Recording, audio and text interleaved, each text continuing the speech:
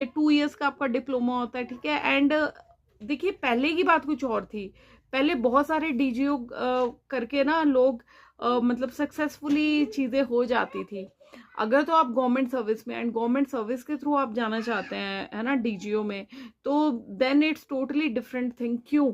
क्योंकि देखो ना, आप गवर्नमेंट सर्विस में हो, ठीक है, आपको ऑलरेडी आप 3-4 साल के बाद पीजी अपना क्लियर करके जाएंगे, जो नॉर्मली क्योंकि कोटा वगैरह बनता है, उसमें आप 2 इयर्स का डिप्लोमा करने जाएंगे ऑब्स एंड गायनी में।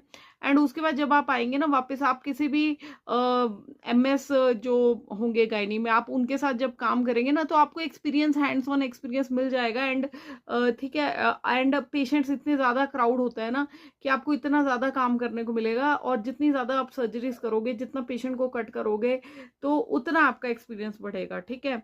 लेकिन अगर आप सोच रहे हो कि आपको प्राइवेट सेटअप में जाना है, तो DGO in 2025 and coming years, तो इट वोंट बी सफिशिएंट। क्यों? क्योंकि देखिए ये एक ऐसी चीज है जिसमें मैटरनल एंड चाइल्ड केयर, ठीक है, तो मैटरनल एंड चाइल्ड हेल्थ का ऐसा रहता है, जो हमारे रूरल एरियाज है या इवन कॉर्पोरेट सेक्टर्स में भी आप जाओगे ना, कॉर्पोरेट हॉस्पिटल्स भी एमएस को ही आपको प्रेफरेंस देते हैं। डीजीओस आपको बहुत कम देखने को मिलेंगे कॉर्पोरेट हॉस्पिटल्स में, अगर कहीं होंगे भी तो वो पुराने बहुत एक्सपीरियंस लोग होंगे। अब जैसा मैंने पहले ही कहा कि जितनी सर्जरीज करोगे उतना एक्सपीरियंस आएगा, ठीक है। तो बात वही है। और second thing is like, because ops and gynae एक ऐसी फील्ड है कि जिसमें एमएस करने के बाद भी लोगों को ना, जो पीजी करके आते हैं, दे आर लाइक कि हमें हमें ऐसा शिफ्ट करनी है, बिकॉज हाथ तभी खुलेगा जितने केसेस हम करेंगे, उतना ज्यादा हमें कॉन्फिडेंस आएगा, ठीक है। तो इसमें एक अलग ही कंपटीशन है ऐसा शिप में भी, जो अब शुरू हो गया है धीरे धीरे। फिलहाल तक तो, अभी तक तो सीटें मिल जाती हैं, अप्लाई कर तो मिल जाता है, बट अभी जैसे कंडीशंस चेंज हो रही हैं, आई थिंक 2 सालों से 2023 से हल्का सा कंपटीशन आना शुरू हो गया ऐसा शिप के लिए भी, ठीक है।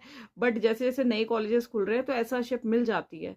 तो अब उसके बाद आपको जो असिस्टिव रिप्रोडक्टिव टेक्निक्स आ गई हैं, आईवीएफ टेक्निक्स आ गई हैं, आपके वेजाइनल अल्ट्रासाउंड्स वगैरह आ गए हैं। तो और even after doing MS in obs and gynae, तो जो वेजाइनल अल्ट्रासाउंड्स वगैरह हैं, तो इसके भी अलग से अब कोर्सेज, फेलोशिप्स चलना शुरू हो गई हैं, ठीक है। आपके ऑलरेडी मैं बात कर चुकी हूँ, आईवीएफ की अलग से फेलोशिप्स चल रही हैं, जिसमें कि आपको पूरी चीजें बताई जाती है, एम्ब्रियो ट्रांसफर एंड ऑल। उसके बाद आप फेलोशिप करते हो, उसके बाद you get that hands on experience. Because देखिए ग्राउंड रियलिटी यही है, डीजीओ अगर आप करना चाहते हैं, तो अगर आप मैं आपको ये बोलूँ कि आप diploma in obs and gynae करके आप प्राइवेट प्रैक्टिस कर लोगे, गांव में सरवाइव कर लोगे, तो इट्स वेरी डिफिकल्ट। आजकल के लोग